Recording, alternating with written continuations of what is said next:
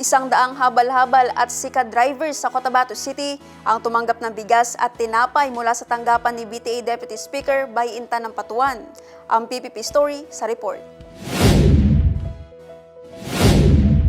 100 sako ng tig-5 kilo ng bigas at tinapay ang ipinamahagi ng tanggapan ni Deputy Speaker Member of Parliament Bay Intan Adil ng Patuan sa isinagawang First Community Mobile Service nitong Martes, March 11, 2026 sa Bajunaid, Cotabato City. Benepisyaryo ng programa ang mga payong-payong, habal-habal at sika drivers na araw-araw na naghahanap buhay sa lungsod.